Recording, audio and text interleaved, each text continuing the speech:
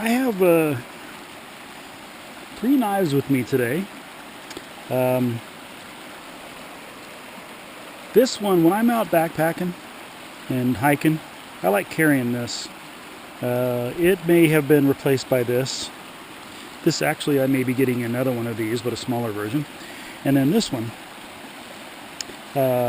This is the first, what I considered, Bushcraft knife that I bought. And that was just a few months ago. It's a Gerber. It's the paracord wrap handle. It had like a bright orange on there. It also had like Bear Grylls' thing right here. Now, don't get me wrong, I like Bear Grylls. A lot of what he has done that I've seen on TV kind of put me in the spirit to go out and do stuff like this, even though I'm not going to probably eat too many bugs.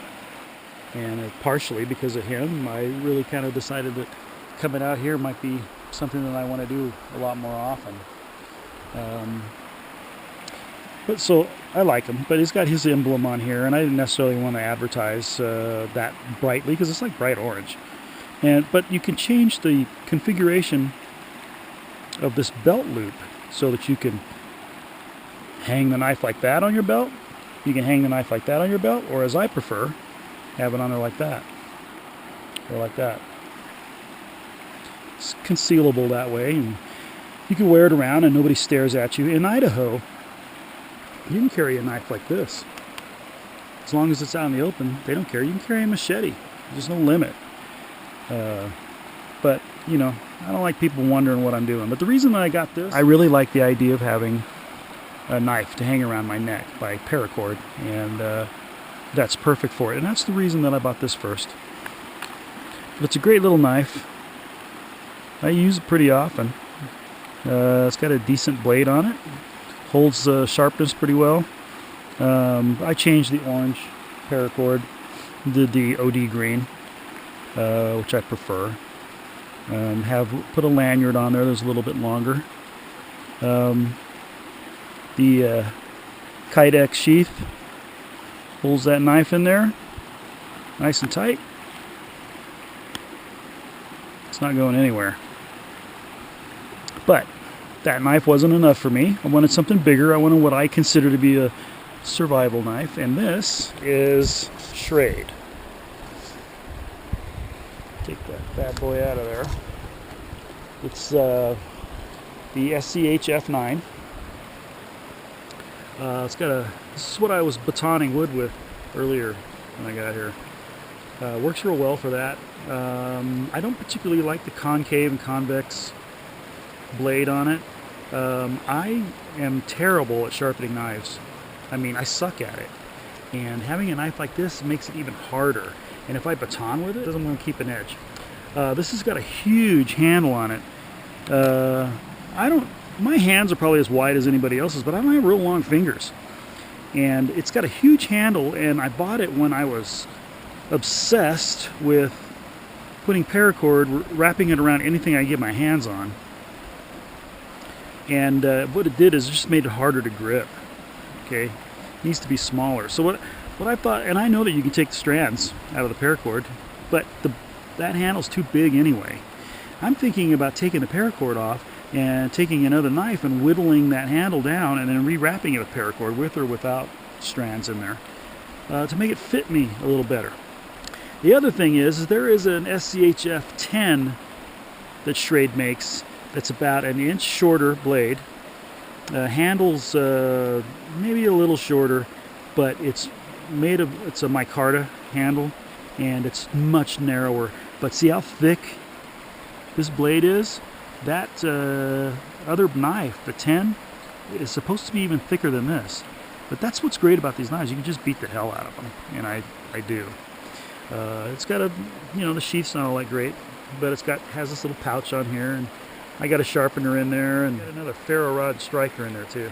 They're everywhere, all over my kit. And of course I got some paracord on there too. But I like that knife. It's heavy though, it's real heavy. And then recently, like in the last 2.5 weeks, I bought the Mora Clipper Companion, which I absolutely love. It's got a nice blade on it. It's got a good grippy handle that's just right for my hand, even when I'm wearing gloves. I ground down the spine right here in order to throw a little better spark off my ferro rod. I still got a striker there just because I haven't removed it. You can see this modification of the sheath on my channel. The only thing is that I've noticed that if I wear this in the car, I always wear it on the right side, and it hooks up against my seat and armrest, and this starts moving around. See, this is just under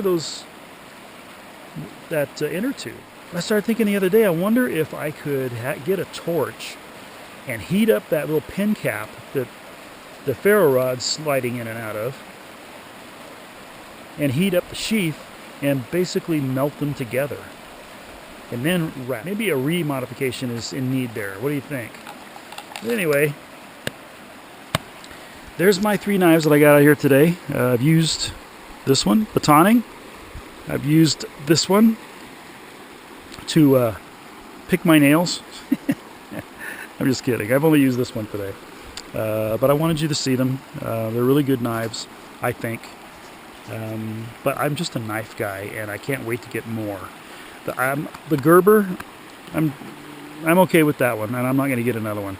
The Mora, I love the Moras. There are different ones out there, more expensive. This is like the $20 one.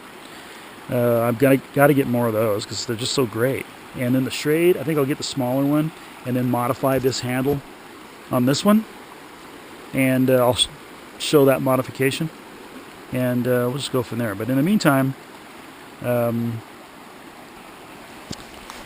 more knives right now, okay? At least not until next week. All right, stick around. I got more to come.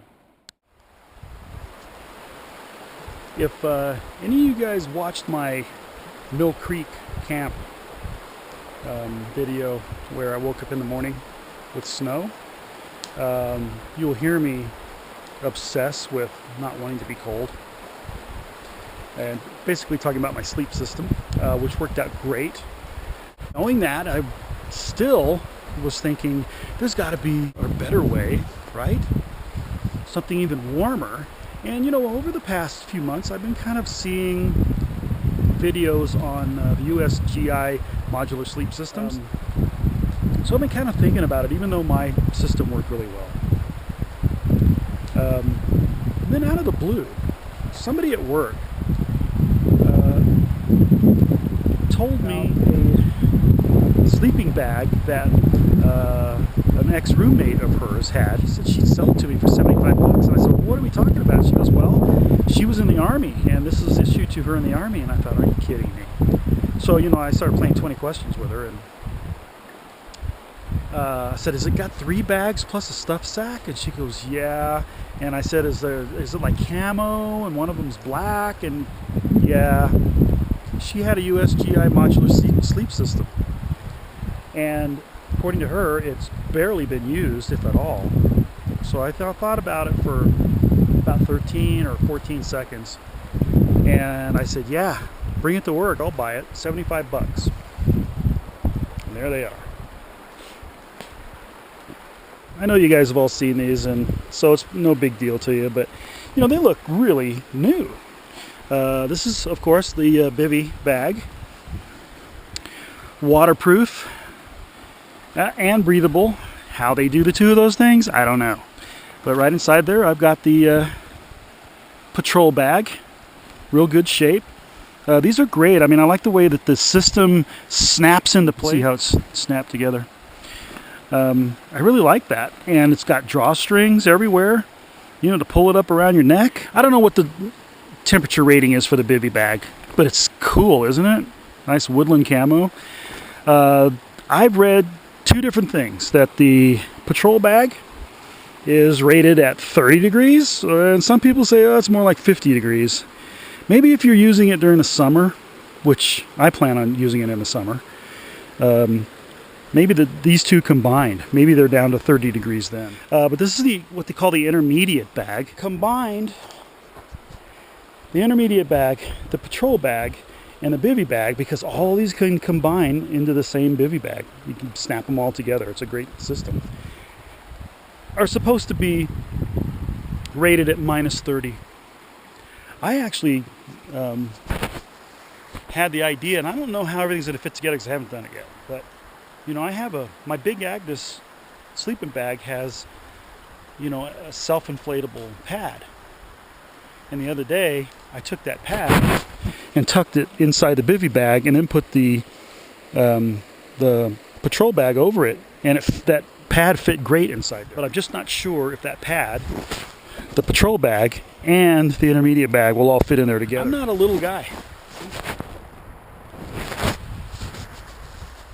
I'm not super tall. You know, I'm like 5'9", 5'10", but I'm heavy. And it's because I stand around camps and make videos far more often than I go backpacking or hiking, it seems like, anymore. I'm not big everywhere except around my belly. Here, look, see the shadow? I'm due any day. But it's worth a try. But one of the ideas I have is keeping this part of the system right here just for summer. Getting a smaller, lighter stuff sack, because the stuff sack is like a canvas almost. So it's heavy in itself. And it doesn't compress very good, but you get a better compression sack. You'll be able to compress that to a pretty small bundle. This, on the other hand, I'm actually thinking, I love the idea of doing hammock camping. And I think this winter, I'll probably buy a hammock and a nice nylon silk tarp that'll go with it, so everything's nice and light. But you kind of have to have that underquilt too.